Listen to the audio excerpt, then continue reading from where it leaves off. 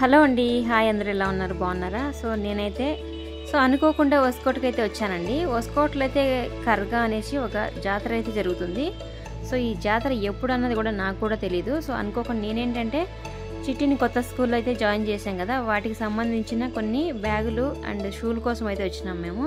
ఇక్కడ ఏంటంటే ఈ బ్యాగులు ప్రతి ఒక్కటి చాలా తిరునాళ్ళ జాతర లాగా జరుగుతుందండి. ఈ బ్యాగులు వచ్చేసి అడిగినాను ఆయన ప్రైజు.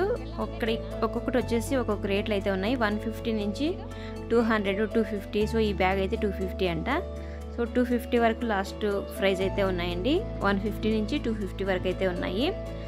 బ్యాగులంతా మొత్తం ఇలా బాగా తగిలించారు. చాలా బాగున్నాయి కదా. సైజులు బట్టి రేట్లు కూడా అయితే ఉన్నాయి, చాలా బాగున్నాయి. అండ్ తర్వాత అయితే ఇక్కడ టవల్స్ అయితే అడిగినాను. 100కి 2, 3, 4, 5 అని చెప్తున్నాడు ఆయన. అంటే ఇక్కడ కూడా క్వాలిటీలు అయితే ఉన్నాయన్నమాట. క్వాలిటీలు బట్టి మనం తీసుకోవచ్చు, మనకు నచ్చిన క్వాలిటీ.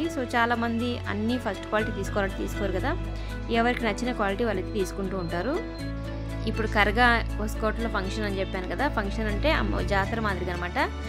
ఎన్ని టెంపుల్స్ ఉన్నాయో అంతమంది దేవతల్ని ఇక్కడ కూర్చొనిపెట్టి నడి రోడ్లో ఇక్కడ మొత్తం ఫంక్షన్ అయితే చాలా బాగా చేస్తారండి. ఇక్కడ మధ్యలో అయితే అమ్మవారిని కర్గా అనేసి కరగం ఎత్తుతారు. కరగం అంటే ఇక్కడ ఉన్న చూడండి పూలంతా వేశారు. ఇక్కడ మధ్యలో వీళ్ళంతా కూర్చోంటారు కదా, ఇట్లా ఈ విధంగా అయితే ఒక మనిషికి కరగం ఈ విధంగా ఎత్తుతారండి. ఈ విధంగా ఎత్తినప్పుడు వాళ్ళ భార్యకి, జెంట్స్కి అయితే ఎత్తుతారు, వాళ్ళ భార్యకి అమ్మవారిది అనమాట కర్గా అంటే. వాళ్ళ భార్యకి ఏంటంటే 3 రోజుల ముందే మొత్తం తెల్ల బట్టలు కట్టి, గాజులు అన్ని, పసుపు కుంకుమ అన్నీ తీసేసి తెల్లచీర కట్టి ఆమెను ఒక రూమ్లో అయితే బంధిస్తారు. ఆమెను ఒక రూమ్లో అయితే బంధించి తర్వాత ఆయనకైతే కరగం అయితే ఎత్తుతారండి.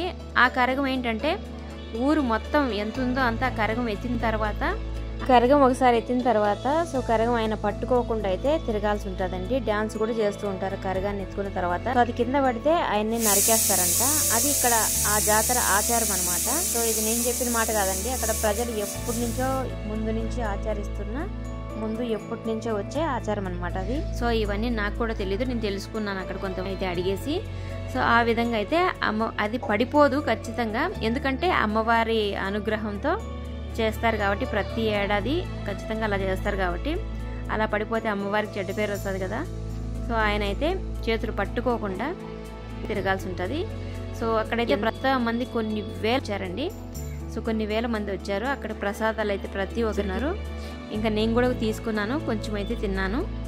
తర్వాత ఇక్కడైతే చూడండి మంచి మంచి టెడ్డీ బేర్స్ అండ్ ఫ్లవర్స్ చాలా చాలా బాగున్నాయి. ప్లాస్టిక్ ఫ్లవర్స్ చాలా బాగున్నాయి.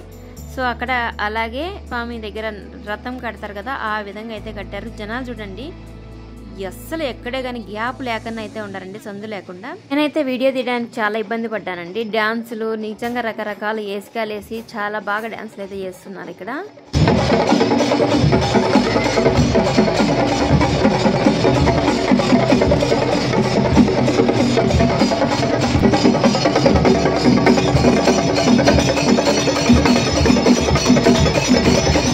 జనాలు అయితే తండోపతండాలుగా కదిలి వచ్చారండి. ఒస్కోట్ అయితే పెద్ద సిటీ లాగా ఉంటుంది, చూసారు కదా, పై నుంచి కింది వరకు, కింద పైన ఎంత క్రౌడ్గా ఉందో.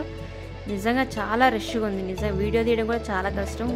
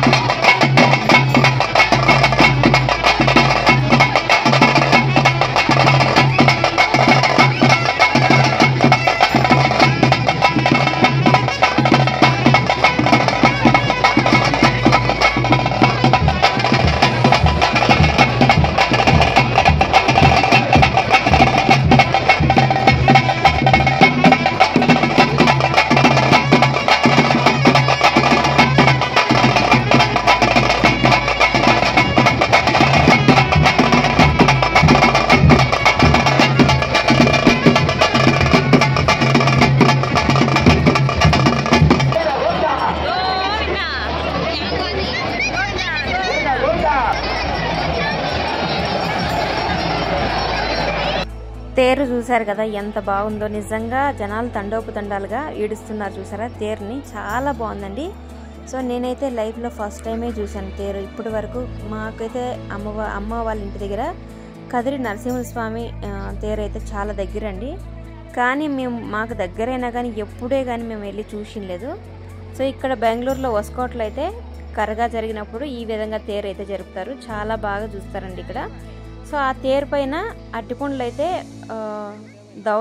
దవనం దానికి అతికించి ఆ తేరు పైన అయితే వేస్తారండి, చాలా బాగుంటుంది.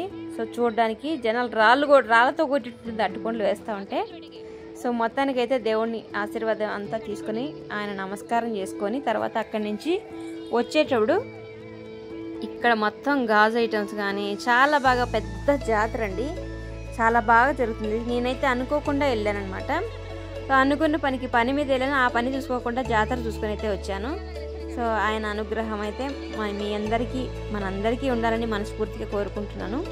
ఇక్కడైతే చెక్క అయితే చాలా డిఫరెంట్గా చేశారండి, చాలా బాగున్నాయి. ఇది చూసారు కదా 1600 400 ఎంతో చెప్పాడు ఆయన. ఇంకా క్లిప్స్ చూసారు కదా, ఇవి చూడండి ఒక్కొక్కటి వచ్చేసి 10 రూపీస్ అంట, లేకపోతే 50కి 3 అని చెప్పారు ఆయన. ఇంకా అక్కడి నుంచి అయితే మనం రేట్లు అడిగేసి అక్కడి నుంచి మనం మిఠాయి అంగడి దగ్గరికి అయితే వచ్చేసామండి. మనకి మిఠాయిలు స్వీట్లు ఇలాంటివి అయితే చాలా ఇష్టం కదా, సో అందుకోసం అయితే కొన్ని మిఠాయిలు అయితే తీసుకున్నాము. ఇక్కడ ఏంటంటే మిఠాయిలు వచ్చేసి కాల్ కేజీ 70 రూపీస్ అనమాట. 50 ఎత్తుకున్నా కూడా కాల్ కేజీ 70. ఇంకా కొన్ని కావాల్సిన వస్తువులు మాత్రం లడ్డు, జిలేబీ అండ్ జాంగ్రీ, తర్వాత మిక్చరు, బొరుగులు, సో ఇలాంటివన్నీ తీసుకొని అయితే మేము బయలుదేరేసాము అక్కడి నుంచి. పోయిన పని అయితే ఇంకా షూలు తీసుకోవాలనుకున్న షూలు అయితే తీసుకోలేదనమాట. కరగా నడిపించేది వీళ్ళే అండి. ఇక్కడ వాల్ పోస్ట్ అయితే వేశారు. మొత్తం ట్రాఫిక్ అండి, రచ్చగా ఉంది, ఫుల్ ట్రాఫిక్ అంటే ట్రాఫిక్. చూసారు కదా, రావడానికి కూడా చాలా కష్టంగా ఉంది. అక్కడి నుంచి అయితే ఇంకా అమ్మవారి నమస్కారం చేసుకొని ఆశీర్వాదం అయితే తీసుకొని ఇంకా జాతర అయితే చూసుకొని ఇంకేమేమి కావాలో తీసుకొని అయితే బయలుదేరైతే వచ్చేసినామండి. చూసారు కదా, సో ఎంత రష్ ఉందో రోడ్డు పైన, మొత్తం రోడ్డు క్రాస్ చేయడానికి కూడా చాలా ఇబ్బందిగా ఉంది. సో బెంగళూరులో ఒస్కోట్లో ఈ కరగా జాతర మీకు ఎలా అనిపించిందో ఈ వీడియో మీకు ఖచ్చితంగా కామెంట్ చేసి ఒక చిన్న లైక్ అయితే ఇచ్చేయండి, వీడియో చూసి వెళ్ళిపోకుండా. సో ఇది బెంగళూరులో ఒస్కోట్ అండి. ఓకే అండి, thank you for watching, bye, see you next వీడియోలో కలుద్దాం.